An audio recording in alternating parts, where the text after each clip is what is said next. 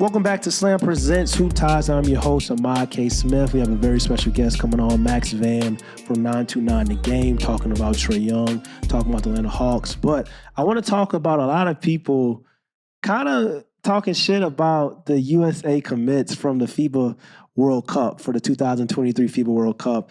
And I'm looking at the roster, and I'm just like, I don't really get why people are kind of shitting on this roster. I feel like I'm looking at Mikal Bridges, a guy who is kind of went to the Brooklyn Nets and kind of showcased his talent. That some of the things that he wasn't being able to kind of showcase with the Phoenix Suns. He was doing that with the Brooklyn Nets. Showed that he's kind of like a 3-level scorer. He has a lot of potential, a lot of growth. The reason why the Brooklyn Nets do not want to trade him. Then we got Jaylen Brunson, who was a former MVP in 2015 when he played on the U19 World Cup and he won the MVP. So he has a little FIBA, I guess, experience. Then we got shout out to Austin Reeves. Austin Reeves is a guy I feel like when we talk about a come up, when we talk about a guy that's kind of worked on his game and developed, what a story. I mean, 2 years ago, a few years ago, he went undrafted and now he's about to play on the USA FIBA World Cup team. This is a guy that can create his own shot.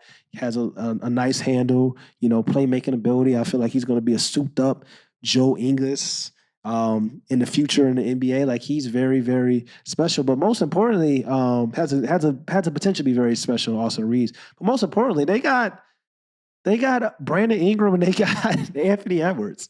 I feel like regardless of the situation, what Francis has, regardless of the situation, what Canada has, I don't think they have two players on the caliber of Brandon Ingram, a guy that can do everything on the basketball court, that can guard 1 through 4, that can pass, that can facilitate, that's a mid-range legend, a mid-range sniper, a guy that can, sneaky athletic. When he's healthy, this guy is talented enough to be on eye level when we talk about from a talent and skill level, eye level with Jason Tatum and Luka Doncic. That's how talented Brandon Ingram is. And I know people are going to talk about SGA and Jamal Murray may play for Canada and things of that nature. I'm here to tell you right now, I know SGA just came off a first All-NBA first team, but is he really better than Brandon Ingram?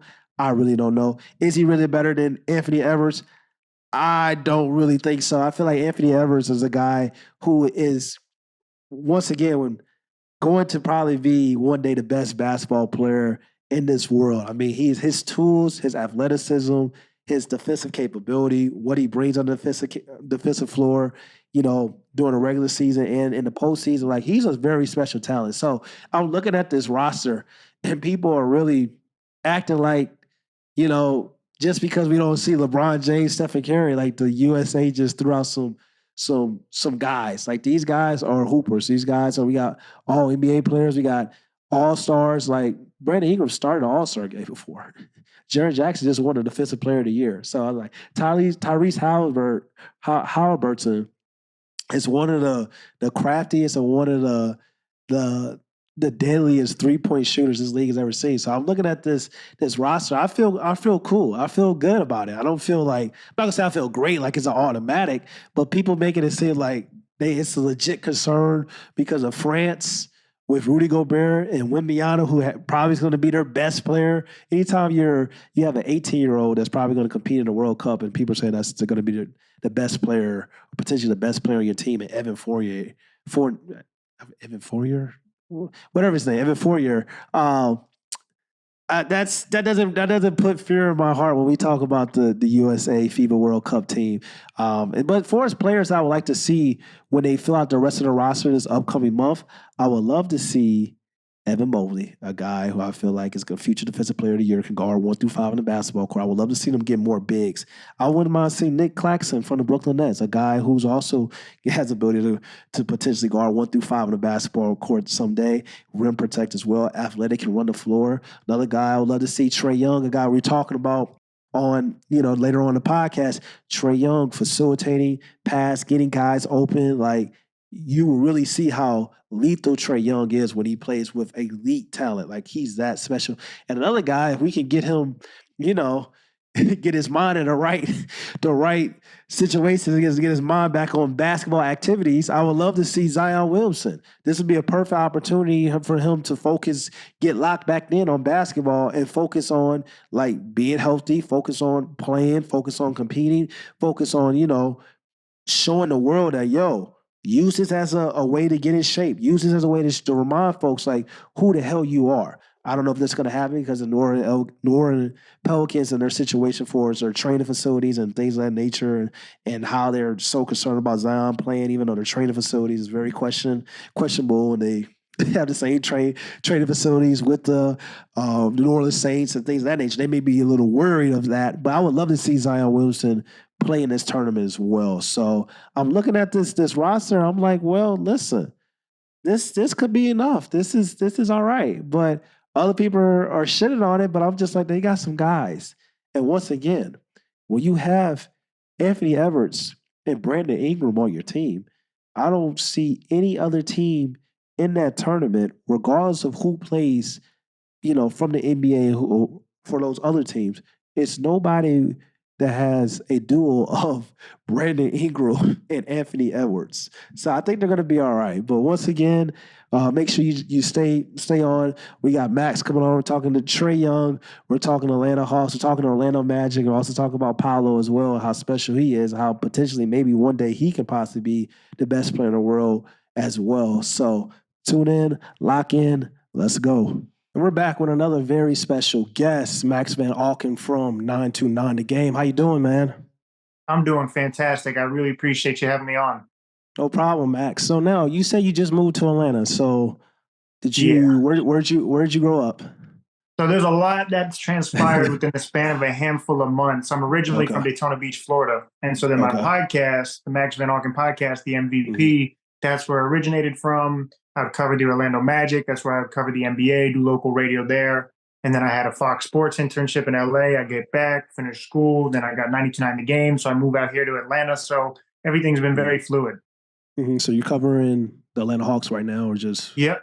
okay? So to the max every Wednesday night on 99 The Game. Obviously, talk plethora of sports, but I always try Mhm. to go macro. It doesn't always have to be just specifically about Mhm. Atlanta, but obviously with the Hawks right here, Falcons, and it's Yeah. Braves. There's just so much going on here. Yeah, we're definitely going to talk about the Atlanta Hawks, but I want to ask you what kind of got your start for the love of the game for us, like getting into the sports industry, but also like who'd you grow up a fan of or watching, things of that nature.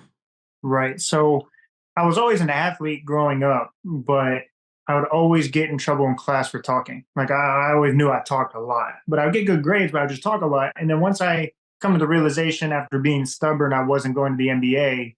I was like, okay, hold on. There's got to be a way that I could do this though. I got to be around the game. I can't just work a regular 9 to 5 and not be around the game. There's just no way that's happening.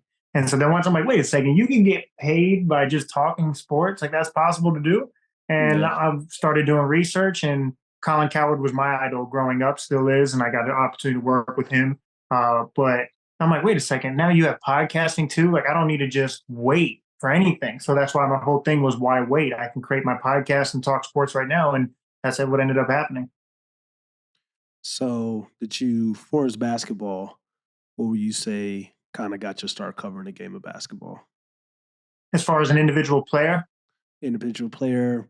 Like for myself, I grew up a Miami Heat fan. I'm from St. Louis, Missouri. So I didn't really have a specific team in St. Louis, but I gravitated towards the Miami Heat because Dwayne Wade was my right? favorite player. So, For me, it was T Mac. I remember my older brother was obsessed with T Mac. I remember just seeing number one blue in an Orlando jersey. I remember playing him on EA Sports, throwing it off the glass and watching his highlights. I was like, oh my gosh, leg sleeve, throwing it off the glass. I'm like, T Mac is that guy. I thought he was the greatest thing ever. So T Mac was kind of the first wow moment where I would just find myself watching his highlights and just watching his games just hours at a time. and you grew up in Florida, so close to Orlando or close to Miami? What part? Daytona Beach is about an hour away from Orlando, and it's about Okay. 3 hours away from Miami. So Orlando, just growing up as a kid, was just right there, and so you're No. just an hour away if you no traffic, maybe 45 minutes even. Okay. Before we get started talking about the Atlanta Hawks, talk to me about Paolo since you were closer to Orlando. Rookie of the Yeah, year, phenomenal player. He came in the most NBA ready guy I felt like from the draft class, he kind of showed out and improved. I think the rookie of the year race was kind of locked up after the first month. So talk to me about him, his potential going forward, and also what he did his rookie season. You know what's crazy with Paulo, and I said this to Chris Broussard and Rob Parker when I was on the Odd Couple. I was like, man, I broke down Chet Holmgren. I'm like, he reminds me of cryptocurrency, where it's like Bitcoin hit, but not all crypto hits. And so we may not see Chet hit. And then like Jabari Smith is more of like a 9 to 5 job. We've seen this model before. We know it works. It's instant gratification. You know it's going to be effective, but we Mm-hmm. don't know what the ceiling necessarily is. We don't know if you're going to get filthy rich from a 9 to 5 job like Jabari. And I didn't even give one for Paulo. And I feel like I owe him a big apology for that. And so then looking at how productive he was so early, it was insane. Like we always try to draw up comps and like, oh, who he may play like, or he kind of Mm-hmm. resembles this. Sometimes just letting people be who they are is the best thing you can do. And so with Paulo, I think he just ended up finding himself very early, and that's a really hard thing to do in the NBA is finding your identity. He found his identity like so quickly and just was effective out the gate. So if you're an Orlando fan, and I've already said publicly, I've said on my podcast, I'm sorry, Paulo. Like, not that I thought he was gonna be bad, but I didn't give him the credit he deserved early on. Yeah, it's crazy because I felt like coming into the draft, I thought he was the best player easily. I know, Really? yeah, really. I thought people were talking about Jabari Smith and stuff like that. I thought he was talented, but I thought clearly for what Paolo was doing at Banchero was doing at Duke, and then just like his frame and his skill set, I was like, oh, he's going to be a problem in the NBA. And he comes with the Orlando Magic, and we're seeing a guy that's scoring 20 points, a guy that's rebounding, also has defensive capability. So I was like, yo, he's going to be special. He's the type of player I felt like people were talking about Carmelo Anthony because he had his scoring prowess and he could shoot the ball a little bit. But I was seeing more like a player that could do a little bit of everything, a guy that could be like your real engine on the basketball court. When we talk about that can lead all the categories: scoring, rebounding, assists. That's even steals, block shots. To me, he has that type of well-roundedness potential. So I thought he was going to be very, very, you know, great. And he came into the rookie season kind of exceeded my expectations. But now potentially, I feel like it's even more scary because I feel like potential he has that like I could possibly be, I want to say a top 5 player someday in his game. I think he's that special, Max. No, Like I don't know. I don't I think you're think he's gonna be crazy. tough. I don't think you're crazy at all. He already is tough, and that's the thing. Like for Orlando Magic fans, I think they've heard the term rebuild and so often, and like they have a plethora of young players and young guards, but you don't really know. You never really knew who the guy was. And like I covered them for 4 years, and it's Right. like they didn't know if Aaron Gordon was the guy because he's in the dunk contest. He's the one that puts butts in Yeah. seats. But then Vooch is kind of your all star. And then they went in a different direction. So then it's like, okay, we got a bunch of young guys. We just need to develop them. So they didn't know who the guy was. And then Paulo comes in here and it's like, okay, yeah, that's the guy. Like that's their guy going forward. And then when you're rebuilding and you're trying to establish a culture or an identity, which I think is the hardest thing to do, Orlando fans have to be happy because, like, going forward, he's clearly your number one guy. And so I agree with you. I think Paulo's going to be nasty.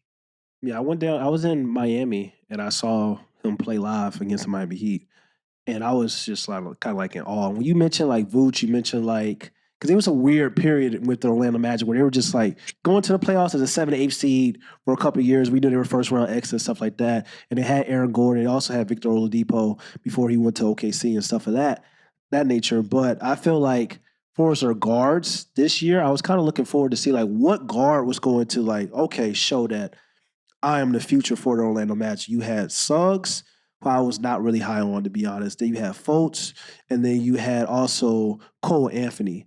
And then Fultz this year really kind of took off and kind of like separated from the pack when we talk about, okay, now we're building something. We got Paolo. We know who our point guard for the future is. I think that's Fultz. And now we got to figure out like what are we gonna do to build around Paolo and also build around Fultz upcoming in the future. So it's gonna be very interesting in Orlando. But let's switch gears to Atlanta Hawks. I want to ask you, a couple weeks ago, a poll came out basically saying that Trae Young's the most overrated one of the most overrated players in the NBA. I don't know, how that happened, but that's what some of the players voted. So I want to ask you, why do you think Trae Young gets so much hate within the association? I wish I had like a really good answer for you. Like, oh, okay, that makes sense. I really Right. don't. I think the best answer I could draw up or really think of, because for one, I love Trae Young's game. Like, I think he is underrated. I've even said I think he's one of the most underrated players in the NBA. So to say overrated, I couldn't wrap my mind around it. So like you, I like Yeah. would raise that question. I'm like, okay, what could it be? And the only thing I could think of is with everything in life, with business, relationships, career, it's all based off expectations. So, what are your expectations? And I think people originally, when they saw him coming out of college, fair or not, they thought, oh, he's kind of like Steph Curry. And so I think he got that expectation just a little bit. And then when he reached an Eastern Conference Finals, like, oh, okay, so now there's no going backwards. He just reached an Eastern Conference Finals. And then obviously they didn't reach an Eastern Conference Finals. And he puts up numbers that make you think that he's the elite of the elite, which I believe he is, by the way. And so with those numbers come higher expectations. And when you don't deliver those expectations, maybe that is where it comes from. But to say he's the most overrated player in the world, like, I don't even know how that's possible. Because if you see what he does on a night in, night out basis, how so many, like, he could just really dissect your defense in so many different ways. He'll do it on the biggest platform possible. It makes no sense to me. And then we get reminded of it when you see him at the TD Garden, you see him at MSG. He lives up to those big moments. I'm like, what? I don't understand what you guys are watching. Yeah, sometimes, the opposite of hate is love. So I feel like that's what we're seeing with Trey Young. I feel like people talk about him being overrated, or some of the people voted that he was overrated, things of that nature. A lot of them probably just respect him because he comes off as this guy, as he's his own man at the end of the day. And we talk about what he did in Oklahoma City. There was some people that were talking about he was going to be a bust in the NBA because they were saying like he was too small. He's too skinny. He can't defend all those things. And he comes in, he kind of quiets that noise, and then he goes out and reaches the Eastern Conference Finals. And then you talk about the numbers and the stats. I mean, if we go back to Oklahoma City, Trae Young's been putting up 26 and 8 since his days in college, and then transfer that over to the NBA. I think this year he averaged 26 points, 9 assists, shot 43% for the field, also 33% for the 3-point line. And to me, I think the problem is with Trae Young that most people don't like to talk about because when they compare his peers around him, like I saw one of those one gotta goes on Twitter. I'm sure you see it. It was like Yeah, yeah. with it was with SGA, it was with Jalen Brunson, and it was with I believe Jamal Murray. I know exactly which one you're talking And I'm about. and I'm like, well, all these people are saying Trae Young gotta go, Trae Young gotta go, Trae Young gotta go, and I'm just like, how is why are people getting rid of the best player? I feel like it was kind of crazy because I look at Trae Young, out of all those guys, for us talking about first option, having success, Jamal Murray's not the first option. We know who's the best player on that team. SGA, love the guy, crafty hooper, skilled, has a lot of potential going forward, but like his team was below 500. They made the play in or whatever.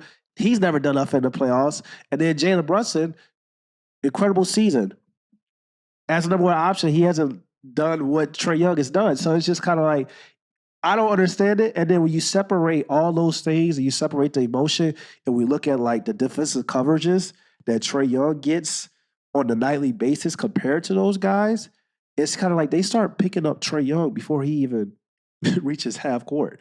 So it's just like when we start talking, breaking things down, like talking about defensive coverages, talking about all of the everything runs through Trae Young, talking about all the offense, all the sets, him finding and being a playmaker for the Atlanta Hawks. Like he does a lot for the Atlanta Hawks that a lot of guys don't really do. Like he's responsible to score and also create opportunities for everybody. So he's averaging, what we say, 27 and 10. So he's generating a night 40 plus opportunities, 40 plus points on a nightly basis. So it's just like 40 plus like assists when we combine in the points and we combine everything. It's just like, how can he be overrated?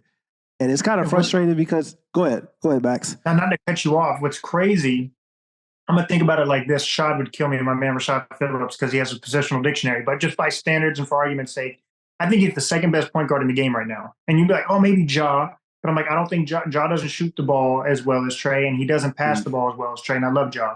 Damian Lillard's not available as much as Trae Young, and he doesn't pass the ball as well as Trae Young. Kyrie Irving's not as Yeah, available as Trae Young. He's not a better passer than Trae Young. So other than yeah, Steph Curry, I think you have one, like he's the only guy that you can clearly tell me is the best point guard in the world. I'm like, okay, yeah, no debate there. So you're talking about arguably the second best point guard in the NBA right now, and it's the most guard centric it's ever been. Granted, we do have Jokic in the finals right now, but they clearly have a huge impact on the game. Mm-hmm. And then another thing that stands out, I mean, this is what really upsets people, is Luka, who he's often been compared to. I understand the draft and the trade, but Luka, in a sense, felt like he's the next guy, or the NBA. It seemed like there's a little bit of a push for him to be the next face. Yeah. So if you guys tell me you love Luka, I don't know if everyone realizes they have the same success.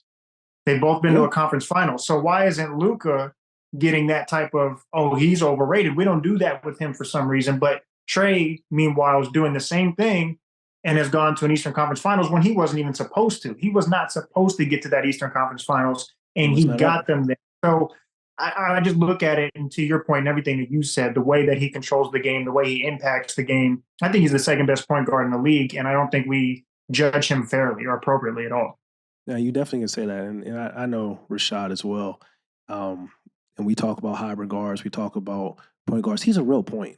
Like I know people get caught up in like I know he can score the ball, but what he naturally likes to do best is really facilitate and really pass and find an open man and things of that nature. He's a legitimately like a real playmaker, and people don't really talk about that. But because he's so responsible for a lot of things that the Atlanta Hawks have to do because they're running everything through him. So I'm not, top 2 point. I get it. Trust me. And some people are going to hear you, Max, and listen to this show and listen to the podcast. They're going to be like, Max is crazy, but they don't understand like the true real positions in the NBA because everybody has been like, all right, this guy's a point guard, this guy's a point guard, this guy's a point guard, this guy's a point guard. When you really separate it, it's kind of like not all guys are really acting on that position of what that true position really means. 100%. Like 100%.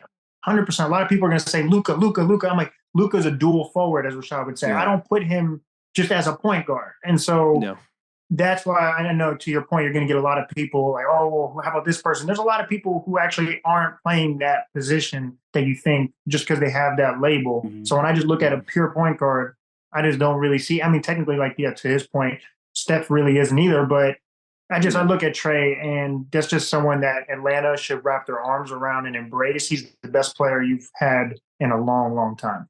Mm-hmm. What areas do you think Trae Young needs to improve on now? The biggest room of improvement for me, I mean, obviously you could look at the defensive end, but that's a lot of effort. For me, it's his off ball. If Trae can develop that off ball movement, and I thought we'd see a little bit more of that when we had Javonte Murray here, and it would give him the opportunity to play a little bit off ball, and he obviously has the shooting ability to do so. But I think allowing him to be more off ball at times will create easier shots for himself, because what you were mentioning, when he brings the ball up, people are guarding him from half court. So you're having to create for yourself. It's exhausting. You already have a size disadvantage, and so you have to create a lot of space. But if he has, and whatever this team looks like going into next year, if it is Murray or whatever the case may be, I feel like him moving off the ball will open up a lot of scoring opportunities for him, and more efficient clip. It'll be easier looks. No, I definitely agree. I feel like the problem is that you have to have the right coach to kind of implement those systems and to get Trae Young to kind of buy into that, because, he's been playing this way his entire life. I feel like over the course of his career, that's going to happen, because as much as people talk about efficiency and talk about his numbers and things of that nature, people are going to say, he even said it himself, like he wants to, generate more offense shooting threes and really improve his efficiency on his 3-point shot. How can you do that? Getting clean and open looks and not making sure everything is, created off the dribble from deep. I think that's something he wants to work on. Well, that's something he said he wants to work on going forward. So I like Dejounte Murray a lot, but this leads me to my next question. It's just like, do you think he is good enough to be the number 2 for the Atlanta Hawks going forward? I think he can be, but I don't know if that's what they're going to do. I really like his game a lot as well. Really like his game. One thing that I think is going to happen, and I said this on my show, the Atlanta Hawks should be like we live in the social media era. I'm sure you've seen this, not to say any names. You don't got to put anyone on blast or nothing like that. But you have that one relationship that's very public and they post everything. And then all of a sudden they break up and there's someone that swoops in and gets into the relationship with them very quickly. That's what Atlanta Hawks should embrace, that role, and be that for Jaylen Brown. I think Jaylen Brown is the best fit for Trae Young and the Atlanta Hawks. So we see this relationship he just had with Boston. They should be that person that's like, okay, they just broke up. Go ahead and embrace that role, swoop in there and get in a relationship with Jaylen Brown. He's from Atlanta. He presents everything that they need, defense, that dog. He has that dog mentality, which I absolutely love. Um, I don't know if Boston is going to pay him or not, so that's yet to be determined. But that is something that I feel Atlanta Hawks fans, the organization, Trae Young should look at. And I feel like him and Trae Young is more of a fluid, natural combination than him and Jason Tatum. And so, and I don't think it necessarily has to be, oh, I'm the man, you're the man. It could just be like, hey, this is a really good partnership. We both complement each other's games. I think this works. And I think that's exactly what you'd get if Jaylen Brown comes to Atlanta. Are you concerned that Jaylen Brown's going to go there and feel like it's his team? Or he's going there to showcase how I can be a true number one. Now, I don't think it may, I'm going to let you answer that question, but part of me feels like it will be. Part of me feels like it doesn't. It may not because of Trae Young, like we talked about, like he's facilitating. But what do you think for that? I don't think so because I just don't think they would get in the way of each other. Mm-hmm. And so even if you wanted to be like, hey, I'm going to take a lot of, I mean, that would make Trae's life easier. Like we talked about, he naturally loves passing the ball. So to have a wing that naturally loves to attack the basket is a match made in heaven. It's like, okay, I naturally love to pass it. You naturally love to attack. And so then Jaylen Brown also has simultaneously someone to make his life easier and create opportunities for himself. And so I don't think it's necessarily like, oh, I need to be the man or you need to be the man. I think you just have two guys that have incredibly high basketball IQs and their mindsets fit each other. Because one thing we say about Trae, like we just want to see more of that. One thing I've heard is just kind of more of that leadership or just to take initiative. That's one thing that Jaylen Brown loves to do. We've seen it on and off the court. And then one thing that Jaylen Brown needs is someone that can maybe make his life a little bit easier, don't make it more difficult than it needs to be, or creating your own shot. And that's exactly what Trae could do. And so I think just having that combination, I truly believe, and I'm not just saying this because I live in Atlanta now, I truly believe that works. So let's say that does happen. Or let's not say that does happen. Let's say that the Atlanta Hawks decide to kind of stay packed and they decide to make. Because I feel like if you're giving up Jaylen Brown, you probably give up Murray, probably had to give up a couple picks, I'm assuming, maybe, for Jaylen Brown. But let's say that the Atlanta Hawks decide to stay packed. And when I say stay packed, meaning they go after not necessarily Jaylen Brown, a player that, may cost them a little bit more. Let's say they go after another guy. Who's another guy that you feel like can play that wing position other than Jaylen Brown that would probably be a little bit more cheaper to get and allow the Atlanta Hawks to still keep Dejounte Murray and still keep Trae Young and what they have in that backcourt? That's a really good question because I know another person that I thought of. I think DeAndre Ayton would flourish with Trae Young in the pick and roll, but that's not necessarily a wing. So if you were to keep Murray, they need a big. They need a big though, Max. So you can say a big. They need a big too. People aren't as high on Ayton anymore, but if you remember just a couple of years ago, people loved Ayton when he was playing well in the finals. And so it's the way the market fluctuates with players is crazy. One day you love them, the other day people don't like them. So I wouldn't listen to what the people say. I'll listen to what your team needs. And if you could if you stayed put like you said, and you have Trae, you have Dejounte Murray, and you add Ayton to that team with Quinn Snyder now having a full offseason as a head coach to implement his strategy, and you obviously hear how much Trae loves Quinn Snyder and players that play for him, Donovan Mitchell. So with that system with Ayton, I feel like you're now looking at a more balanced team. And that would be a more well-rounded team going into next year. But you have to make noise. You have to be aggressive. If you're not aggressive, you won't win in this league. Yeah, I agree. You got a player in John Collins. I feel like he wants out. I feel like ever since he's been wanted out, I think that situation, that relationship is over with. DeAndre Hunter is another guy that I feel like, when is he going to pop? We see a lot of potential. We see nights where it's like, damn, he can be a 22-point scorer in this league. And then some nights we see like, damn, he's 14, 16 points per game. The lack of consistency that he brings on the basketball court is very, very concerning for Atlanta Hawks, but he also got to play. He doesn't really play. He's always hurt and things of that nature. So if not Jaylen Brown, I was thinking maybe another guy that I feel like is going to be available, like OG from the Toronto Raptors. A lot of those Raptors got OG. You got maybe Pascal Siakam. Jeremy Grant is a free agent. I feel like you kind of want a player that could be comfortable just coming being that number 3. Because you get Jaylen Brown. I would love to see Trae Young with Jaylen Brown, but my biggest concern is like I really would think that Jaylen Brown would probably think like, yo, this is my time to show that like I'm just as good as Jason Tatum. I'm the man and things of that nature. I really feel like that's some of the underlying kind of like tension with the Boston Right. Celtics. I don't have any sources or anything. That's just like what I feel like, because sometimes even watching them play together on the fast break when it's like a 2-on-1, he doesn't even they don't even look at each other at times. So it's just like that's I know, and I've been in those situations because I played basketball, I played in college. I've been in those situations where I've been feeling like in high school I was number two to I felt like I should have been a number one, and in college, I felt like I was a man. I had another two that thought he should be the one. So Mm. those issues happen, but I feel like a solid number three, even like it doesn't even have to be those big of a names. Maybe like a Kyle Kuzma for the Atlanta Hawks, a guy that can fit in Ooh, it and that's play. a sneaky one. Yeah, like rebound, score a little bit. Like he'll be comfortable with being a number three. Yeah, no, and I really like the Pascal Siakam one. I think Siakam is that's another guy Yeah, who the stock was so high on him, and now you don't really hear much. But yeah, in the right environment with a guy like Trae to make his life so easy, those are all really really good picks. And I think another important piece, and it's not like a flashy, sexy pickup by any means, but like mm-hmm. somebody like a Kyle Lowry or a veteran off the bench to Mm-hmm. have that. Like that's one thing I feel like was very absent with this roster is having that veteran voice that's so underrated. It's not something you think of. It's not a big free agent move, but every championship Yeah. team has that guy. And I think that's something that they could really utilize coming off the bench and just being there, being present.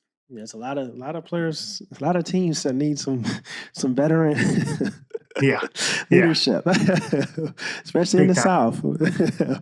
But this next segment, Max, is the truth teller segment. So I'm going to read you a tweet, and you're going to say if he or she's a truth teller or not. Sounds good. Yeah, let's do it. All right. So first one, NBA Paint number one.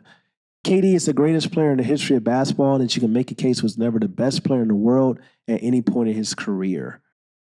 Is this Who person a is? truth teller or not? KD. No, not a K. truth teller. Not a truth teller. Come on, I love KD's game. That's not a truth teller right there. Why? KD, the best player in the world right now. No, it No. said no, no, no, no, no, no, no, no, no, no, no, no. It said KD is the greatest player in the history of basketball that you can make a case that was never the best player in the world at any point of his career. Whoa. Okay. Let me apologize. Yeah, Truth there we go. teller. I think that's actually a very Oh, good take. I thought they said best. I heard best player in the world. I'm like, come no, no, no, on. no, No, no, no. no, no. Truth teller. Wow. That's a great point because I compared Kevin Durant. He actually commented on this post because I love analogies. And I was like, Tom Brady's LeBron, Aaron Rodgers is Kevin Durant. And I explained why. And Aaron Rodgers is one of the most talented throwers of the football we've ever seen, but he's always played under Tom Brady. Like that, should we think Tom Brady in championships? Kevin Durant, unfortunately, had LeBron James throughout the majority of his career. So he was never seen as the best player. And even at Golden State, you can make the case, but I would still feel like LeBron is the best player. And then you went to the Steph Curry MVPs, then you go to Giannis, and then you go to Jokic now. So I don't think KD ever had that moment where he's unanimously the best player in the world, but he's one of the greatest talents we've ever seen. I think he's the greatest scorer of all time. Okay. You can make a case 2014, I think, for Kevin Durant, even though I would still give the edge to LeBron. And I will also say in 2017, 2018, if you win back to back finals MVPs and you're the best player on your team, and you're kind of the reason why this team became a dynasty, even though Stephen Curry, people are going to argue about the gravity on the basketball court. People are going to Right. argue that Stephen Curry opened up a lot of shots for Kevin Durant and things of that nature. People are going to argue that Stephen Curry was more important for the success of allowing Kevin Durant to kind of like come in and basically just be himself, kind of like what Dwayne Wade did for LeBron James. I would still make the case that you can make an argument that in 2017 and 2018, if you go out and beat the man, beat the guy, regardless of the team that you have, especially in 2017, more so than 2018. I would say if you go out and you beat the man and you beat the guy, and it was just kind of like, it wasn't like LeBron James didn't have, Kyrie Irving and Kevin Love on that team. It wasn't like that He wasn't didn't. 2000. No, I'm saying that was 2018. 2017, he had those guys They where were they hurt. won.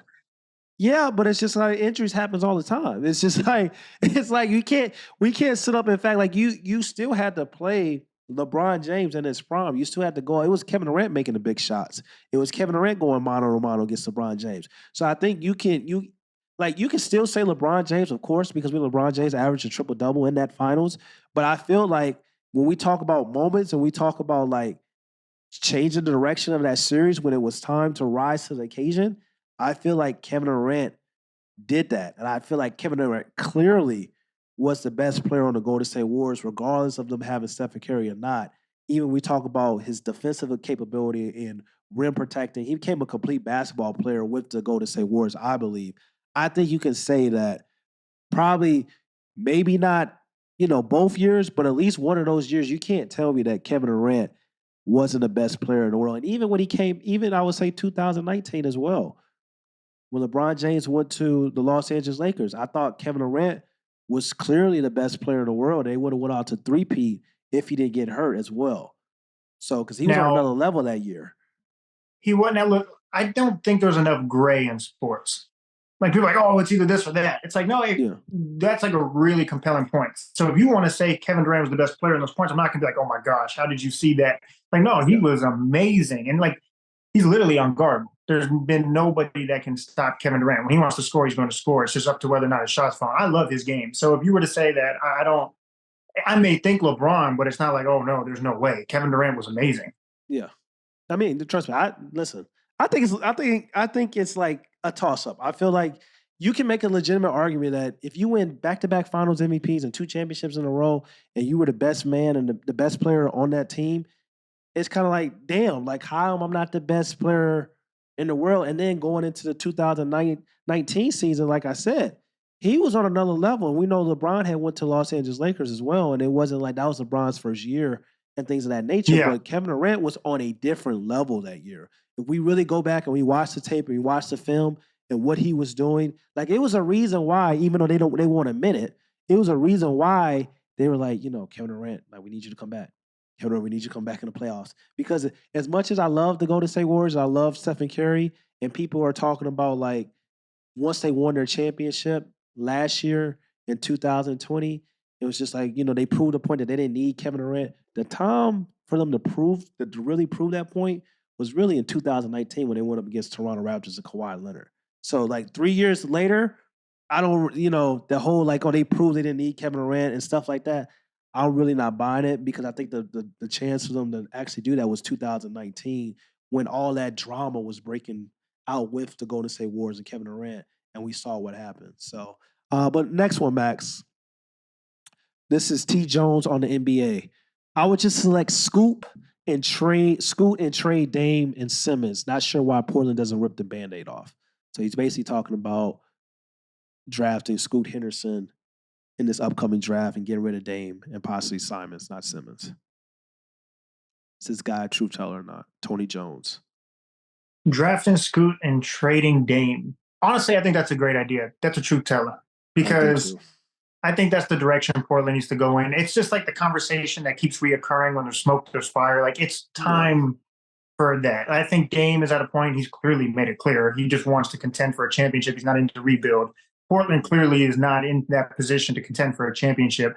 Let Dame be who Dame needs to be to end his career. And I think Dame, and I'll get to Scoot too, I think Dame is going to have one of the most interesting careers when it's all said and done because when future generations look at this era, they're like, wait a second, Dame doesn't have any MVPs. Wait, Dame doesn't have any rings. Like typically when you don't have rings, you have MVPs, you have individual accolades. He doesn't have that. So what do you mean Dame's one of the best ever? But when you watch Dame, he was better than your favorite player. And he's the most effective when it matters most. And he's clutch. And he's the best shooter in the league other than Steph Curry. So I would love to see him in a position that allows him to like be on the biggest stage with it. And just the bubble kind of felt like that because sports was kind of at a halt. And so people could look at Dame and be like, oh my gosh. But then since then, people don't talk about Portland like that because they're not winning. So I just always wish Dame was in a position we could see him on the biggest stage because I think he's one of the most underrated players in league history that needs that. And as far as Scoot, I think Scoot is going to be a superstar, like right away. He has all the intangibles to be one. I know someone who's actually very close with him was like, this dude's not only a great person, like he has that mentality. I watched him play when they came through Atlanta, the G League team. He has this like athleticism that reminds you of like a Westbrook and Rose, but yet he loves to naturally pass the ball. And his IQ is insane. Like I think Mhm. Scoot's going to be effective immediately. So I think Immediately. that this is a great opportunity if Portland is ever going to make that transition to do it now. I did a post on my Instagram, AKISS NBA, talking about Scoot and talking about Dame and how basically everything you're kind of saying, like it's time. Like if it's not time, it's never going to be time because for his No. Dame, you mentioned about Dame is going to be one of the greatest players that's going to have a really dicey legacy when people talk. And I know he doesn't care about legacy and things of that nature. Like he even said it, like I'll probably be known for one of the players with the most 40 or 50 point games, that type of shit. But when you brought that up, that point, Max, when it's gonna be people like us that's gonna be like, yo, Dame was one of the coldest people players of all time. He was the greatest long distance shooter, even better than Stephen Curry. He was a 4 level scorer, rare breed. We're gonna say all these great things about Dame, and if we look at his resume and the people that's gonna look at the resume only, he didn't win MVP. He wasn't a scoring leader. He doesn't have a championship. They're gonna, you know what they're gonna say? Oh well, he's just like that guy Carmelo Anthony. That's what they're going to point to. And Carmelo Yeah. Anthony, first ballot Hall of Famer, one of the coldest players, a top 5 offensive weapon, offensive like skill set, offensive talent. I feel like to ever play this game. But people are going to say like, "Yo, okay, well, we know about talent, we know about the skill set, but like, how come that didn't translate to anything?" I don't want that to really happen to Dame, and I feel like if he doesn't leave, it's a possibility it's going to happen. Yeah, and you look at all of his contemporaries, even a guy like, okay, Westbrook, the triple double, iconic Yeah, MVPs. He's set. Even if he never wins a ring, his legacy never is win. set. He's Yeah, a yeah, legend. Even a guy like Chris Paul, who doesn't have any rings or MVPs, he's been to an NBA Finals now, yeah, and he has a lot of the passing records. Like he has yeah. that. Steve Nash has MVPs. Jason Kidd has been to a Finals. He actually has a championship with Dallas. But like, Yeah, you look at all the contemporaries, even people you may think he's better than, but he won't have the things that they have. It's just going to be simply, did you watch him play? Because if you watched mhm, him play, you would know this guy is that guy. definitely. And Scoot, just to piggyback off what you said, he's an athletic anomaly. Like he's something that we ain't really, like we got guys like you said, Westbrook, Rose, but those are anomalies. When we talk about athleticism, we think about the most Yeah, athletic players, point guards to ever play this game. We think about Rose, we think about Westbrook. If he's in that category, that means he's an anomaly. As talented as this league is, that means like he's something special. To me, I think he's the most NBA ready prospect in this draft, even over Wimbiana. Because I feel like really. I do. I feel like he's going to be great. I know he's 7'5". I know he's talented. I know he has a skill set of a guard and things of that nature. But for a safe and secure pick for the next, I feel like 10 years, who would I bet my money on that's going to show up, availability, that's not going to have injuries or things of that nature? Scoot seems like a great safety option, even though I feel like, Wimbeana is going to be generational talent.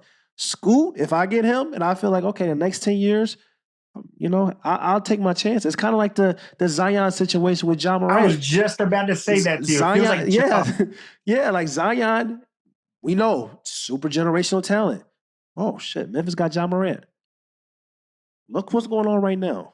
Now I don't want that to happen to Wimiana or Right, anything right, of right, that right. nature. But it's just like you get what I'm saying. It's just like with those type of prospects, and we talk about unicorns in the league, it's always been dicey. Like Always.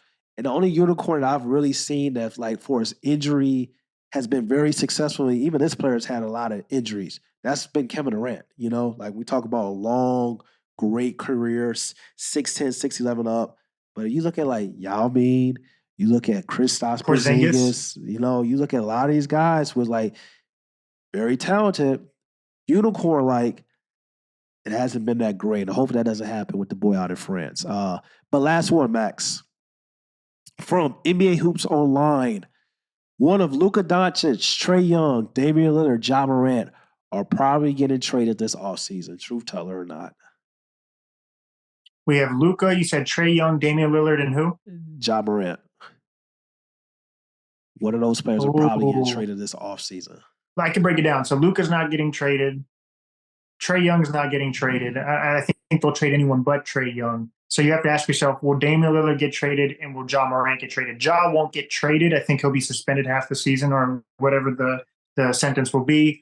So I don't think Ja gets traded. That leaves you with Dame. So how confident are you that Dame gets traded? History would say not confident. It doesn't usually go through, but I'm going to be optimistic. And just because of the conversation we just had, Yeah. now would be the time to do it. So I'm going to say that's a truth teller. And I think I don't know if this is how much validity is to it. I got to look into it. Before I hopped on the show, Dame was talking about Miami and he was talking about Yeah. Brooklyn. Yeah. So I think if Miami were to lose a series or even if they win this series, he fits Miami perfectly. Like I would love to see Damian Lillard with the Heat. So I'm going to say truth teller. Yeah, I mean, I agree, but I really wouldn't, I don't think it happens, but I wouldn't count on Trae Young a little bit. And the reason why that front office in Atlanta kind of concerns me. I don't think they know what they're doing. It's a lot of stuff going on in Atlanta Hawks and that front office is really, really concerning me. And the fact that like as soon as basically like they got eliminated, like, oh, Atlanta Hawks will be open to trading Trae Young. That's very concerning. Like because at the end of the day, this is your franchise player. This is your guy. This is the guy you gave the keys to the franchise. This guy that's had success for the Atlanta Hawks. So I agree with you on Dame, but like Trae Young, it gets to a point where like even though you are that guy, it gets to a point where even the dudes start to get a little disrespected. We seen Kobe Bean Bryant ask for a trade. Like we seen Kevin Durant ask for a trade. Like we seen James Harden. When you start feeling like you're getting disrespected, and people aren't like acknowledging your greatness and everything you're bringing to this organization, regardless of the fact that people are talking about leadership and talk about what he needs to do in the locker room and things of that nature, because those are things that I feel like you can fix if you bring in more vets, if you just more when it comes to maturity. But at the same time, when I'm looking around and I look at like all the responsibility that I've had since I've got drafted, it's like the Allen Iverson situation. Like who's really gonna check me when y'all not even providing the right players for me? So it's just like you have to ask yourself, like, if you're Trae Young, when do you get tired? Allen Iverson asked for a trade. So it's just like, it's a dicey situation. Yeah, I think if I had to bet my money, and I don't have this source or anything, this is just me just speculating. I think he stays with Atlanta for a good amount of time, definitely this upcoming season. But if I had to bet my money, he doesn't finish his career in Atlanta. Like I could definitely see him in a different environment, a different place. I think a lot of people will want to play with him. And I think at some point in time, championships will be on his mind. So if he's not able to do that here, I wouldn't blame him if he wants to do it elsewhere. But I think he's all in right now, and I truly believe Atlanta, they should. It'd be crazy if they don't. They need to embrace Trae Young and support him. So with the new coach, I think this is their way. So we'll see if this relationship becomes a marriage or if they break up. Okay. Definitely agree. Final question. Who are your 3 top favorite young players in the game right now? Oh man, that's such a good question.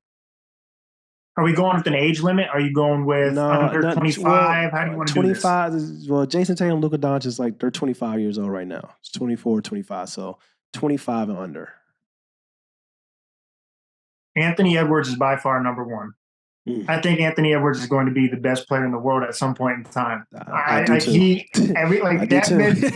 From Atlanta, by the way. But I love Anthony Edwards' game. Like it's just he's in Minnesota right now, and I don't think they established that he's the guy yet. They still like Cat, and obviously it's happening. It's going to happen this year. It needs to. I think Anthony Edwards is going to be an MVP within like 3 years. So Anthony Edwards is my guy, number 1. As far as 2 and 3, I really want to say Zion. It's just we don't see him enough, but I love Zion Williamson. Every time he plays, I can watch him play all day. I love his personality. It's just we don't see it, and that's the most aggravating part of it. But I love Zion. And number 3 is tricky because I want to go to a couple guys.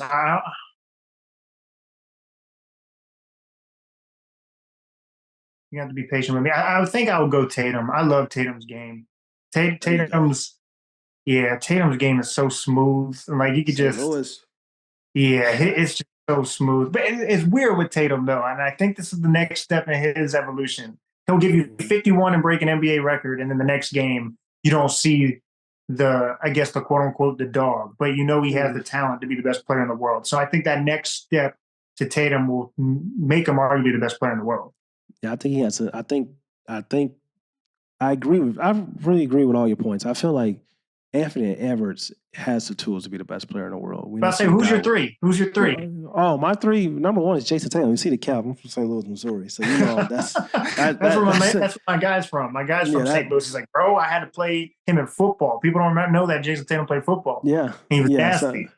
So I'm gonna roll with Jason Tatum. Number two, I'm gonna roll with Trae Young, the guy we've been talking about all this whole podcast. That's my guy. I feel like Trae Young is spectacular. Trae Young is special. He's gonna be the best point guard in the world someday, and I feel like he's gonna be a top 5 player in the game in his prime. I feel like it's coming. I just feel like he just needs the right pieces around him and needs to kind of like mature and develop his 3-point shot when we talk about not taking crazy threes as much at times on the basketball court, but I think he's special. And then Anthony Edwards. that's my dog. I feel like it's certain things you can't teach. You can't teach guys to have heart. And Anthony Edwards, I'm sorry, he has that. Like, this guy's a two-way stud. He gets after on the defensive side, wants to guard the opposing team's best player. He's also a 3-level scorer. He also can handle the ball. He also is uber athletic. Like, he has things that you just can't teach. And then when you combine that with the mentality that he has, it's going to get scary. So those are my 3, Max. And yeah, Max, I mean, that's pretty much it, man. I really appreciate you coming on the show. If you don't mind telling the Hoop Ties family out here in Slam where we can find you at, tell all the audience, where can we hear more from Max? First of all, I really appreciate you having me on and just taking a moment of your time to talk hoops. And you guys love what you guys do, so I'd love to have you on my page. You can come on my radio show whenever you want, my podcast. Love to connect further. As far as where you can find me, I try to make it as simple as possible. So my name is my brand. It's just Max Van Auken. That's VAN space AUKEN on all socials. That's my podcast name. And then I'm a host of 99 The Game to the Max every Wednesday night at 11 p.m. Eastern Time at 99 The Game. And then, like I said, my podcast is wherever you get podcasts. So it's been a little bit of an off season for my podcast, but now I'm drawing some things up. I'm going to have some in-person guests, a lot of big stuff coming up. So I'd love to have you on if you ever find yourself either Zoom or in person, but I really appreciate it. Thank you. Definitely, Max. I'd love to come on as well and keep doing what you're doing, man. Great young talent. I see your future is incredibly bright. And once again, appreciate you for coming on. And make sure you go follow Hoop Ties, like, comment, and subscribe wherever you get your podcast. This is your boy, Mike Smith. I'm gone, man. Peace.